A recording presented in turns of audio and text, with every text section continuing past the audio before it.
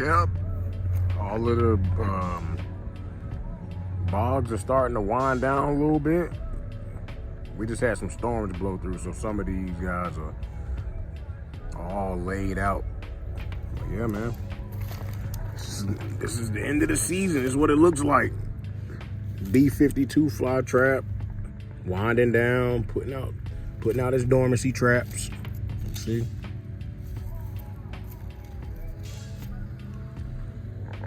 Got a couple sundews all over the place. This thing is just putting out a horde of growth points.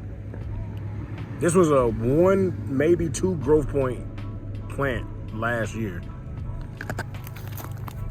Sphagnum's looking good.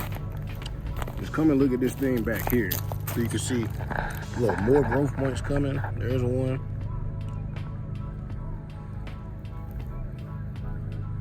This thing's gonna be a shrub next year. I can't wait to see it.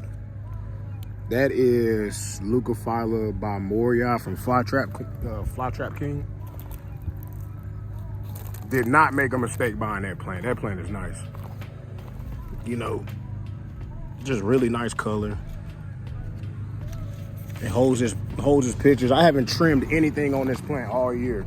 Look how long the pictures have lasted.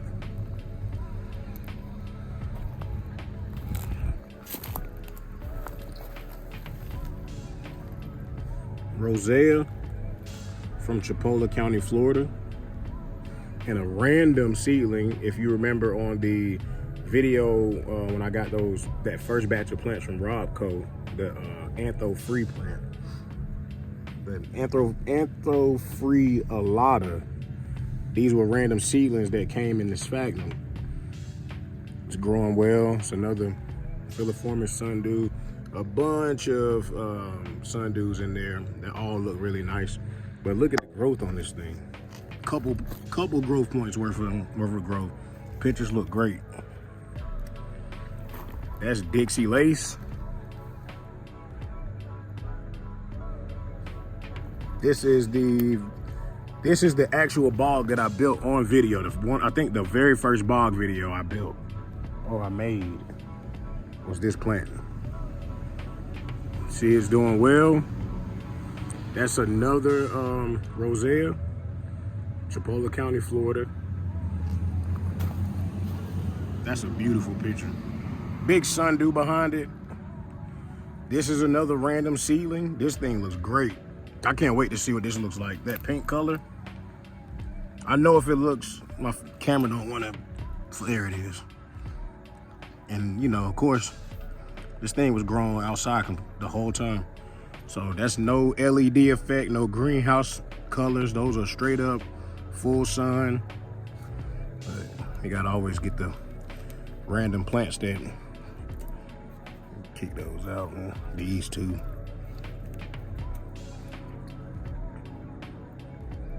Pretty little sundew.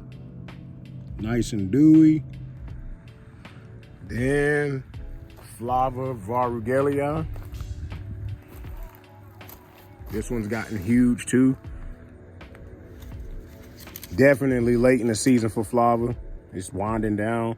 That's another B-52. This one right here, I'm actually gonna put in the bog garden next year because it's getting shaded out by this plant and the shrubs around it. It's not tall enough. It's getting shaded out. Same thing here. Got some sundews. This one I thought it actually died, but it started sprouting again. So, oh well. But yeah, this thing definitely started off as one growth point. I made a post about this one not too long ago, just how much growth they've put on. It's got huge growth points. I mean, that one right there is almost the size of a golf ball. Definitely the size of a ping pong ball. And then it's got 3 big fat growth points. So I expect to see a lot more pictures off of it next year. Then last but not least is the one that's on the porch. Has what I'm calling imposter Leah Wilkerson. I'm still not all the way sold that this is Leah Wilkerson. It was sold to me as Leah Wilkerson. Didn't really look like it at all last year, but it kind of looks like it this year. But it's growing really well. It's got 3 fat growth points on it now. This minor Oak Giant seedling is putting on some impressive growth. That's a nice picture. Even to be so small, you can already see the adult shape coming in. These fly traps grew pretty well. And then this plant here is improved black veins by North Carolina Ornata. And I'm probably gonna take that one out because I gotta flip it around anyway. It's growing towards the side of the pot. I made a rookie mistake. I put it in here backwards. So I gotta take it out anyway. Not sure if I'm gonna keep it out or just flip it around. May give it its own pot. But yeah, these are all of the bogs on the front of my house. These have done really well being, they're pretty self-sufficient. I just water them occasionally and that's about it. These 2 blue ones are buried about 8 inches in the ground. I don't plan on burying those 3. They're fine, they really don't need it. They're big enough to keep the roots cool in the summer and keep the roots insulated in the winter. Then of course this thing is got plenty of root space for those plants. Thank you for checking it out. This will probably be the last update for this season for these, unless I'm doing some trimming or some replanting, then I might record those actions. Thank you for checking us out.